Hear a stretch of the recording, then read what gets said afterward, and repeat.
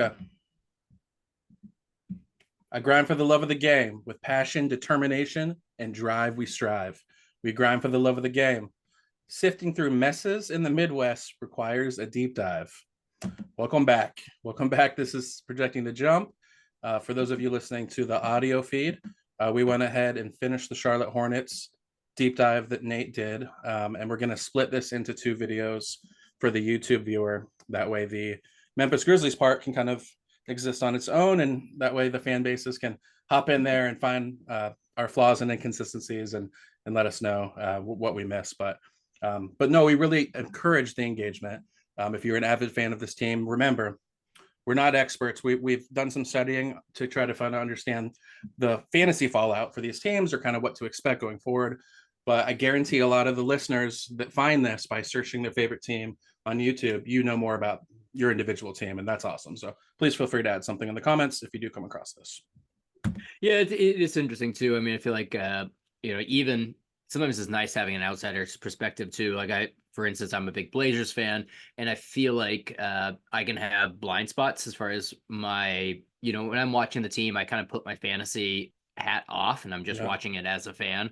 And so I think a lot of times there's a national fantasy analyst that has a better take on this, on some of these guys than somebody that's watching it every single day.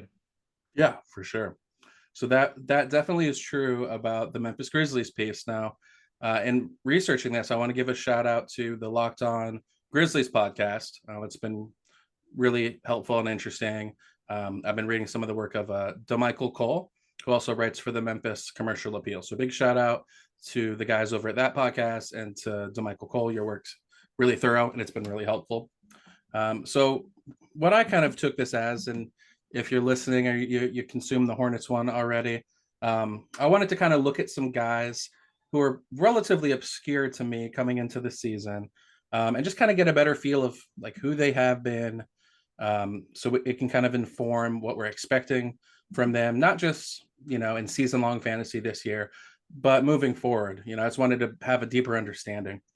So in order to do that, I come through some of the recent drafts to get an idea of the young core in Memphis. I think there's been a lot of ink spilled about their impressive draft resume, and there have been some hits, and there's also been some misses. So I went over all of the draft picks since 2019. That was the year that Ja was drafted, and I thought this was interesting. And I actually got this from an article from DeMichael Cole. So the Memphis Grizzlies initially drafted Walker Kessler with the 22nd selection in that draft.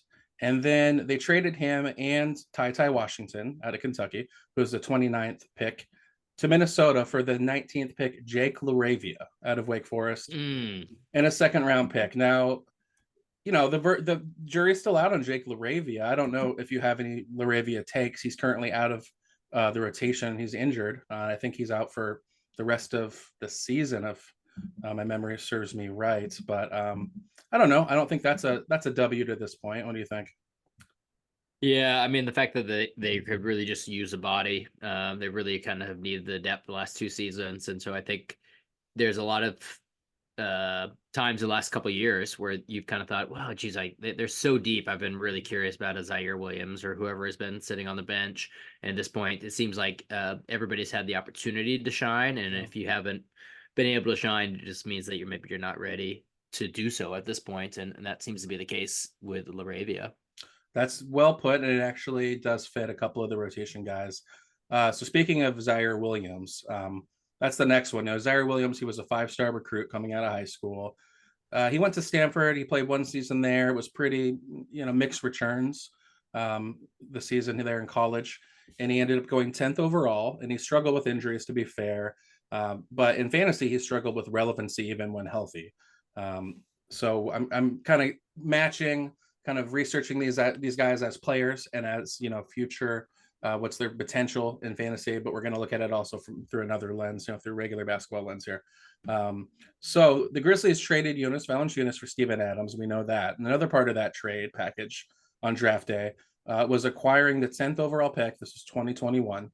And that turned into Zaire Williams. And then they traded the 17th pick, and that became Trey Murphy III. So basically, they moved up 7 spots to take the worst player. And in fact, I think Trey Mm. Murphy has already proven to be what they still hope Zaire Williams could one day become. He can't. I don't see that. So yeah, a little. Do you have any thoughts on that? How big of a whiff is that looking at this point? Zaire Williams, he was a guy that we briefly featured on our very first podcast. I don't know if you remember that. We were looking at guys that could pop preseason. Yes, This is you brought him up. this is somebody that I was really intrigued by because I know the Grizzlies were very high on him at that Right. point, and he has the prototypical size and athleticism, and he had kind of Yes, the had body. shown, yeah, in his rookie year they were making an effort, early in his career to get him minutes on a team that was very competitive. Good point. And they were, it's a team in that position normally wouldn't be playing a guy that was so green, but they obviously thought enough of him at that point, and they clearly think as little of him now in that he's is not getting any more minutes than he got 2 years ago at this point. So it's a shame. I was really hopeful for him as a Pac-12 fan, kind of coming out, but he hasn't really shown any skill set that is shown to be elite at this point yet that I've seen. Yeah, I agree with that. So the jury's still out, but I just wanted to point out, they could have had Trey Murphy, they could have Walker Kessler. What's interesting is their first round pick last year, Marcus Sasser, is over in Detroit, looking pretty good in limited minutes. He also Really? They also had. I like Marcus Sasser. We haven't talked about him on this podcast, but let's get into some players who are performing for the Grizzlies right now, and we got to start with Vince Williams Jr. Now, I'll be honest. Like, what did you know when he first came on the fantasy radar? Had you ever heard of him? No. That's fair. I don't think I had either, to be honest. So we can't hear about them all before they become relevant. So looking into it, Vince Williams Jr. He was a 4-star recruit. He was the number 8 recruit in the state of Ohio in 2018. He went 47th overall in 2022. He played for VCU. As a rookie, he only appeared in 15 games. He played 7 minutes per game. He was a two-way player. And as soon as he started producing this year, he signed a multi-year deal in January. And I looked at it. It's very similar to the Jose Alvarado deal in numbers. I think it's one of those, like, I've established myself as a role player, and I'm going to go ahead and get paid real quick. And it's kind of interesting. The status of Vince Williams Jr. as far as in fantasy, at this point, he's just one of the top waiver wire ads of the year. You want to guess in the last month in 9 cats where we have Vince Williams Jr. sitting at in the rankings? The last month, I mean, he's been just terrific ever since he's really exploded into the lineup. Where is he? I'll guess 80th. It would be irresponsible to guess close enough to be right. He's 38th. Yeah, I know it hurts. I didn't get him anywhere. Wow. Yeah. Wow. Yeah. So just let that marinate for a minute, and then I will, of course, give you the numbers. And when you kind of read them in totality, it does make sense. So the past month in 9 cat, 16 points a game, 6.6 boards, 3.3 dimes, 2.4 triples, 1.3 steals, just under a block, 50% from the field, 81% from the line. That's pristine. Wow, the block rate from that position is pretty outliery. Out of position blocks. And it's funny you say that because what jumped out on tape, I watched the entire game. It was Grizzlies against Minnesota. It was a follow-up game to another player we're going to talk about, their breakout game against Golden State. These were both on TNT. And what jumped out, I wrote down during the game, was the high point on his 3-point release. It's so high, it makes him seem bigger. He looks like he's 6'8" when he shoots the ball. And that really jumped out to me. So he's long. I don't know his wingspan in particular, but he looks much bigger than his listed height. He looks rangy. So the block numbers, maybe that's sticky. Oh, interesting. Yeah. It definitely stood out when the Grizzlies cut their starting center to give him a contract. That was pretty eye-opening. I'd never had heard of that this early in the season, to cut Bismack Biyombo to sign Vince Williams to a long-term contract. It kind of shows you what they thought of him at that point, and it should have been a wake up for us in the in fantasy as well. It was a at that point. forward-thinking move, wasn't it? It was pretty impressive. Yeah. And I think that's one of the things that even though they have some misses, and you're always going to have misses, that overall they're still a very smart franchise. Um, let's move into the next guy. He's been around a little bit longer. He's been intriguing at times, and this is going to be Xavier Tillman Jr. Uh, Mm. so a little background on him: he was a consensus 4-star recruit. He was the number 2 or number 1 player coming out of Michigan that year, depending where you looked. And he was the 35th pick in the 2020 draft. He went to Michigan State his junior year, which was his last year in college. He averaged 13 points, 10 boards, 3 dimes, and 2 blocks, which did become the kind of ceiling profile that kind of has us chasing Tillman when he's rolling, and he has had phases. So watching that same game with Tillman, what jumped out to me that I didn't quite know is he could put the ball on the floor like outside the 3-point line and just blow by dudes. He blew by Gobert and got all the way to the hoop for an uncontested layup against Gobert, who did chase him and he couldn't get the block.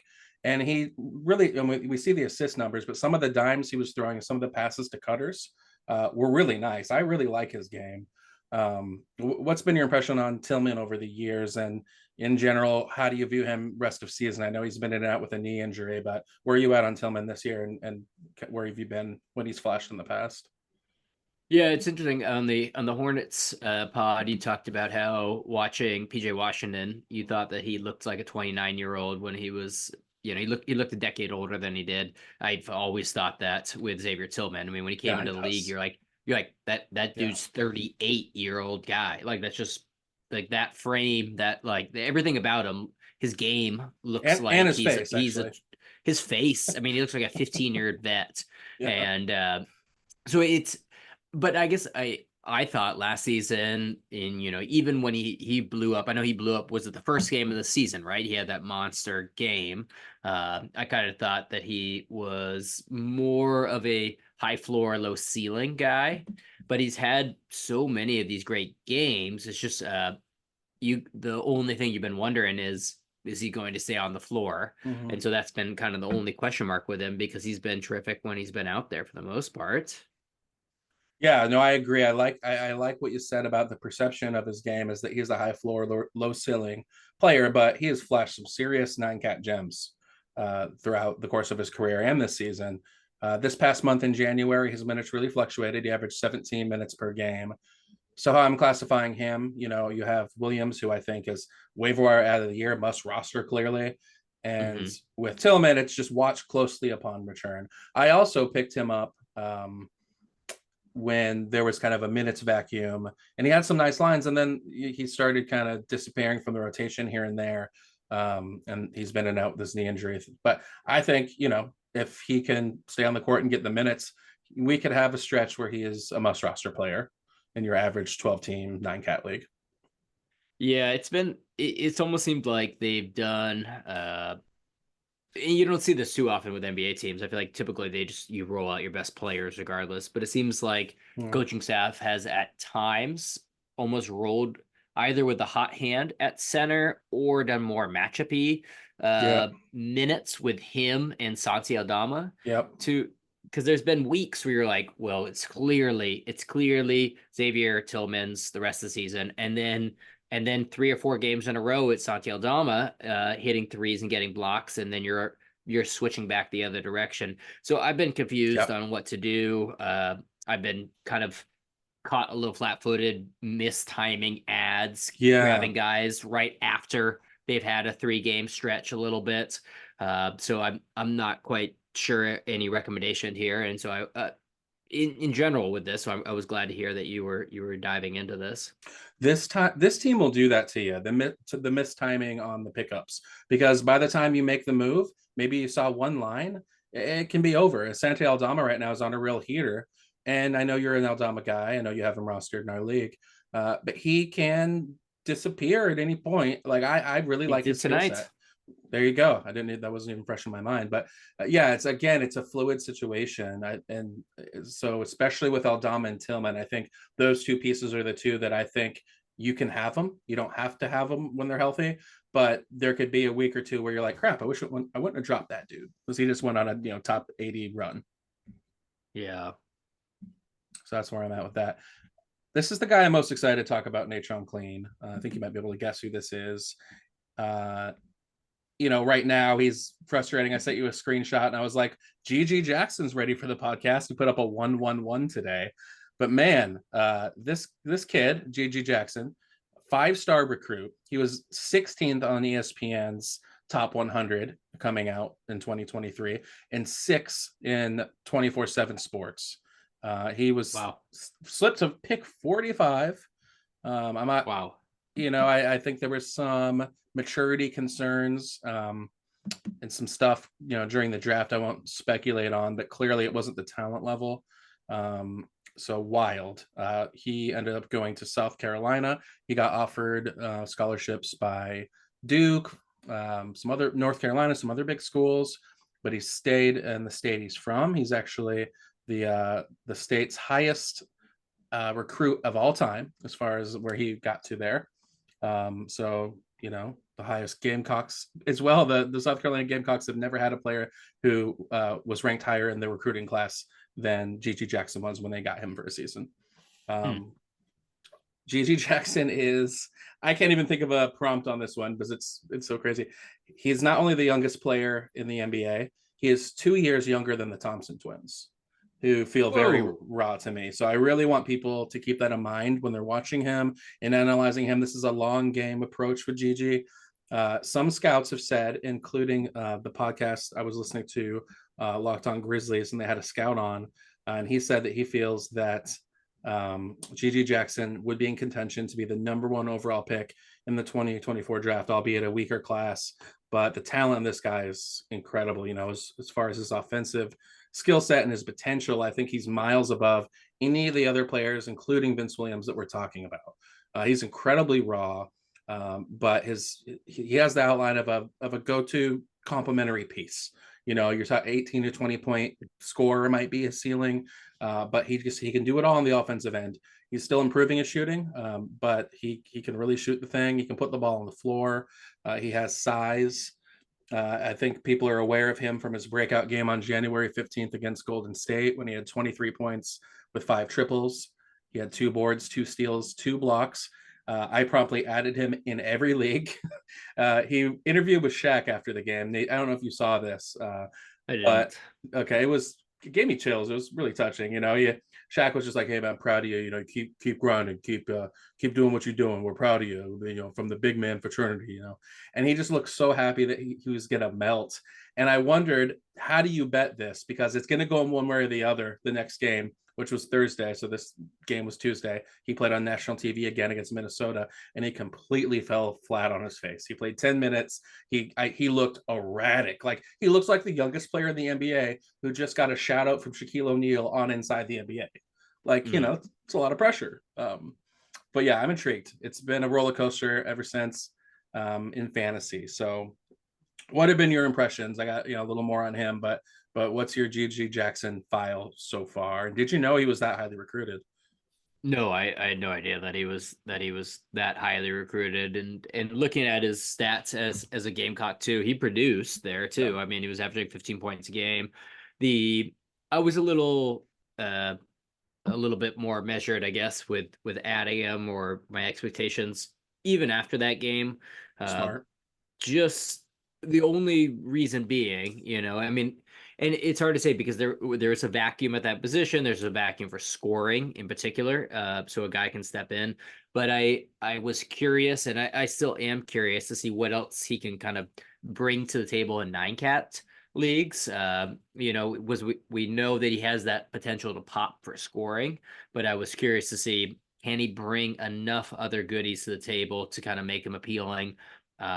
I guess my initial thought was maybe he was a little bit more appealing in a points league. Yeah, as a guy that could go off, but as 9-cat, I just wasn't quite sure if there was enough. And I think that's really common with a lot of these rookies or just younger guys in general, where you have the talent to score, you can shoot, but the game is kind of moving so quickly that you kind of, the auxiliary chess match that's going on isn't quite there at that point, and I think that's fair. And I didn't realize that he's the youngest player in the league. That's really kind of changed my perception of him a bit. That's reasonable. Yeah, I got really excited, and it was around the time after he had that game when there was some speculation: is JJJ going to miss a chunk of time? Are they going to shut him down? There was like, I felt like the Mm-hmm. scenario that could play out could leave you really wishing you wouldn't have taken the shot, and I was left holding the bag on it. But it was a little too soon. But I just like this guy long term. So for the rest of the season, I would call him a luxury stash and a potential silly season hero. In the deepest 9 cat league, he's my worst player. I've held him since I picked him up that time. And I, if I, I'm winning regardless. This isn't a flex. I'm saying I am able to absorb his bad shooting and still win games, and that's cool. And if I wasn't, I'd have to move on. It's a total luxury stash. Um, but I would roster him if you can. If you're killing it in the standings, I really like the idea of just seeing what happens with this team. And he's not, like I say, he's not a must hold. But when I see him still on my roster and I win at the end of the week, I go, yeah, sweet. Like he's one of those players. I'm like, cool. I just want another game with this guy still stashed. It's nice to have those guys on your roster, to have that thought in your mind that, okay, like if this guy goes down, how can I absorb this? Yes. Like Yes. where's my lottery ticket to kind of come back up? I always have that concern because fantasy basketball is so much of a game of injuries and timing and trades. And so if your roster is completely healthy now, that's great, good for you. But it could totally change in 2 weeks, and so it's nice to have somebody that can kind of come in and have a home run week or 2 week stretch for you. And if you think that GG is that guy, then Yeah. then absolutely you got to keep those lottery tickets, or have those lottery tickets accessible to grab, and be grabbing them a little bit before everybody else does. I thought that point was so good. I'm actually going to ask you to expand on just the concept of the player that, if you lose a guy, like when I lost Desmond Bane, or, you lose a top 40 guy, like these players, how did you say that you have that are waiting to absorb that usage if everything clicks right, especially if there aren't people on your waiver wire that even have the opportunity to do that, just having that lottery ticket on your roster. How did you describe that?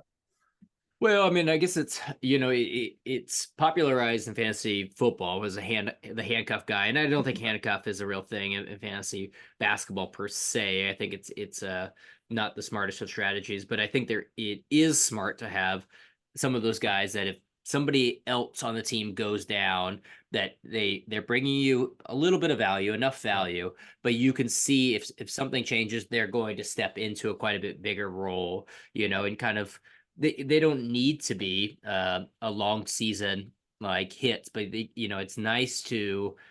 so nice to have on any given week somebody that can really explode for your team Yeah. if that case happens. And so that's I think what wins leagues really is or wins weeks at a minimum. So are you saying in an appropriate construction where your team can absorb this up and down production, would you be more likely to hold on to GG if you had JJJ?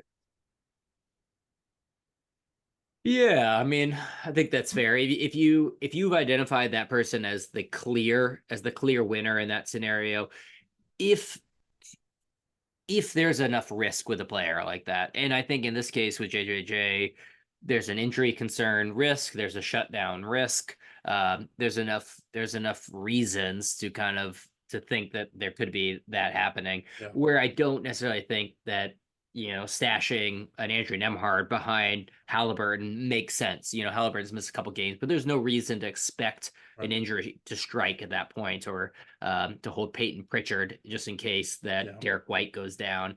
But Yeah. this does feel like there's a reasonable chance that could happen.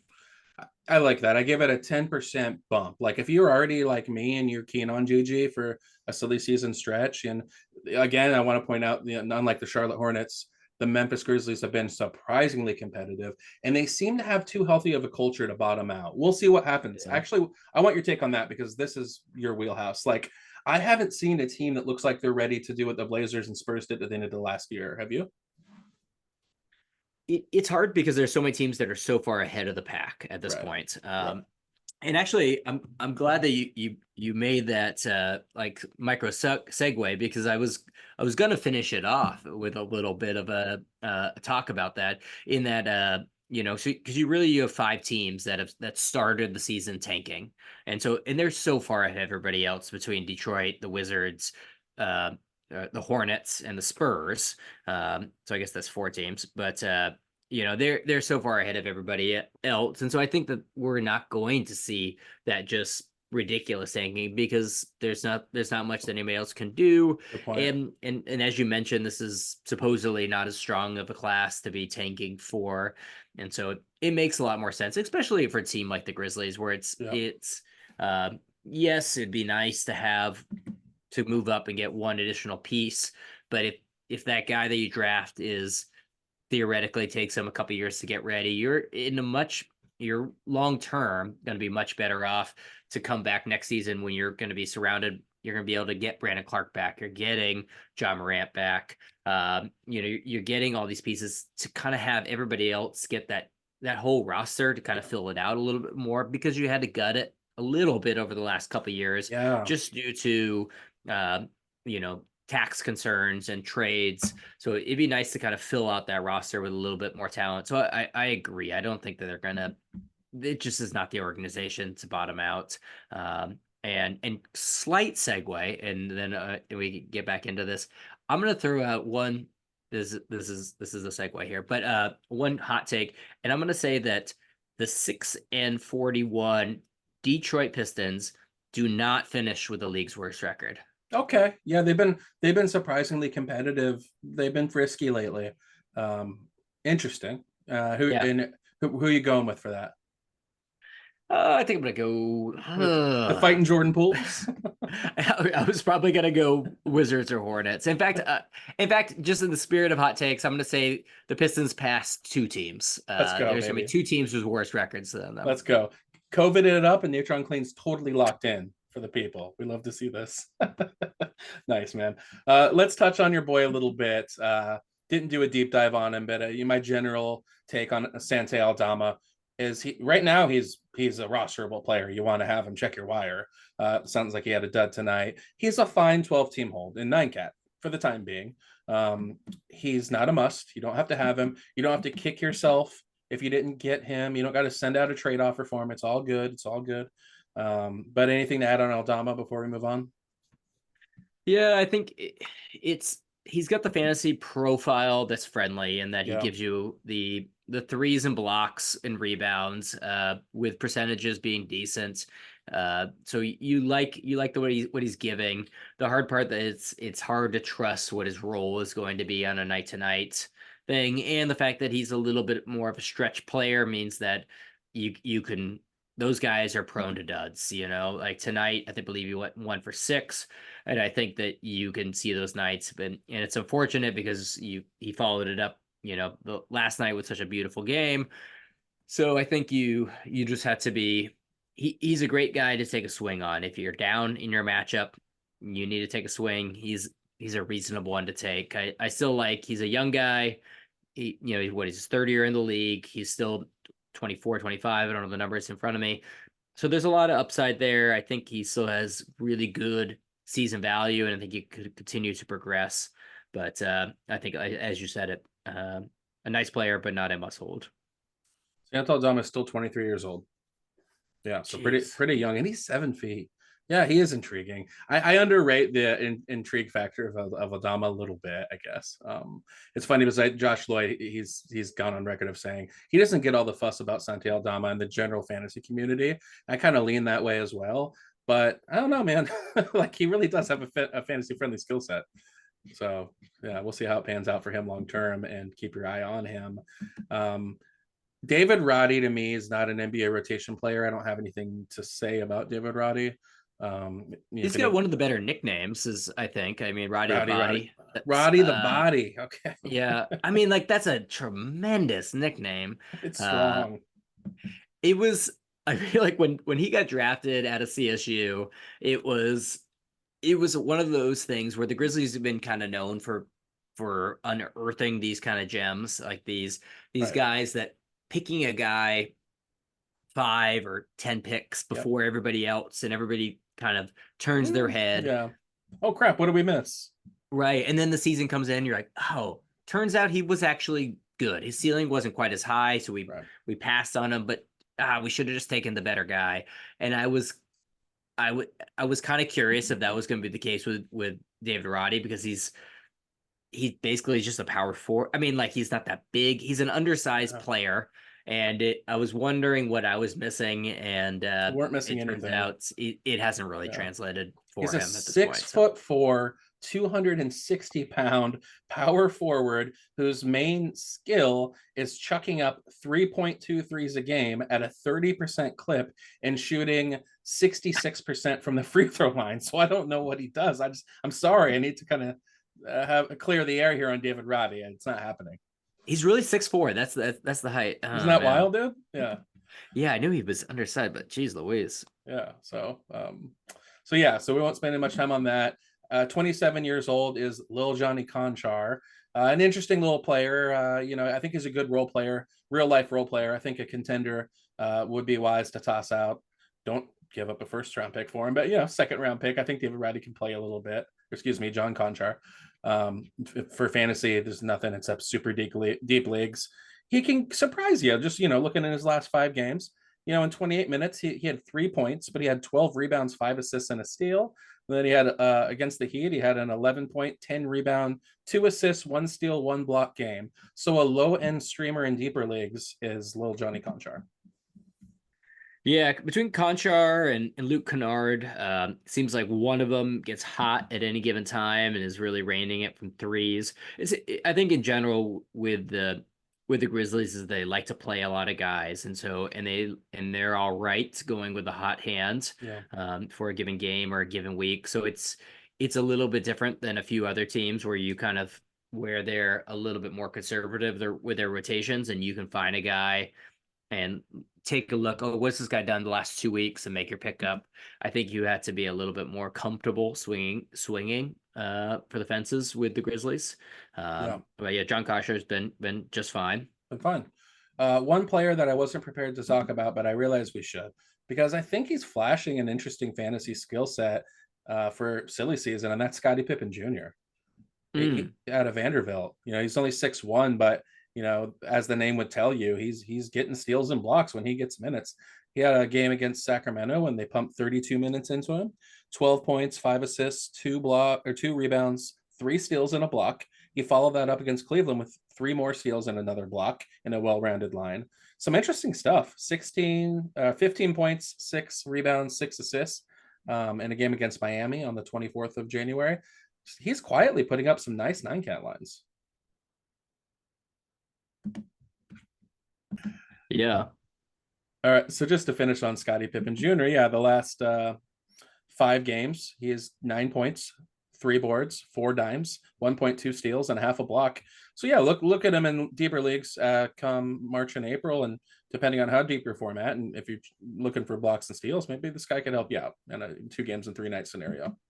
Yeah. In regards to blocks and steals, I was curious if you had much of an opinion on Jacob Gilyard.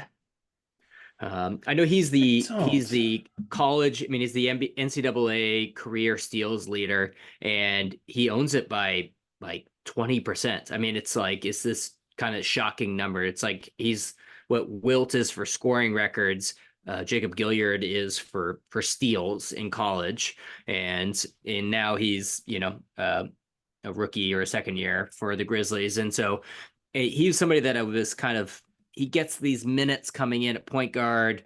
He's 4'1" tall, and so he's he doesn't quite have the traditional size by any means, but I was curious if he could kind of provide that Jose Alvarado type role for them, especially because it seems like they have the need at that position. And so that was the one guy that I've been keeping a half an eye on. And then I saw tonight he got 32 minutes and he had big production against Golden State. So yeah, he had 16 points, 5 threes, 5 assists, 2 steals and a block. Oh my God.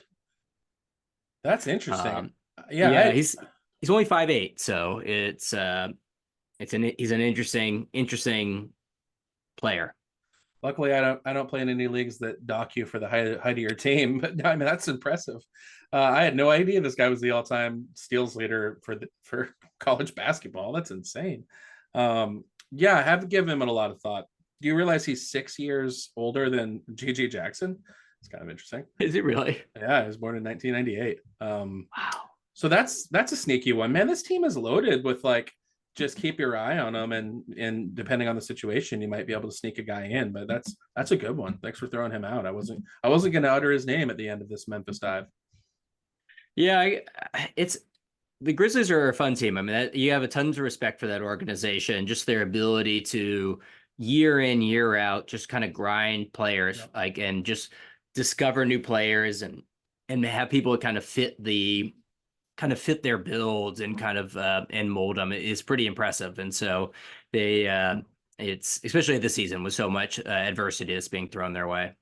Yeah, no, it is giving a nice. I'm sure the scout team is not hating the situation as far as getting a deeper look at some of these guys that were going to be buried.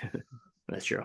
And so that's cool, man. That's a nice little wrinkle. Now, it's important to point out, so we're recording this the evening of February 2nd, a Friday evening. You're probably seeing this by Saturday or potentially later, depending on when you found it. So Desmond Bane, his grade 3 ankle sprain, the initial timetable was 6 weeks. That would be putting us at February 25th. He was reported at shoot-arounds at practice. Was that today, Nate, or yesterday? Real recent practice. Yeah, it was Wednesday's practice, actually. So Wednesdays? even earlier. Right. Okay. So like there's been conflicting, it would be fairly remarkable for this guy to come back, 3-4 weeks. I mean, there was one report that said he could cut it in half. So, we're not fantasy doctors or none of that. Just everything we're talking about would be dramatically affected by the return of Desmond Bane. My 2 of my 3 9-cat teams where he's just sitting in IR would be dramatically affected by him coming back. And I hope that all of these guys take hits and Desmond Bane comes back as a top 25 player for my own personal selfish reasons. But yeah, just something to keep in mind. Potentially we'll hop on for 5 or 10 minutes when he does come back and just go over, which one of these guys can remain streamable relevant. Who does it affect the most? That could be interesting. Not worth speculating now. I guess the one you would think could be affected the most is, does Vince Williams Jr. go from must roster player to fringe 12 team guy? I'm not sure. But we'd keep our eye on that. But like, we're all on Desmond Bane watch. That's true. Yeah. The other thing we're keeping our eye on is getting a nice guitar from winslowguitars.com, our official guitar sponsor.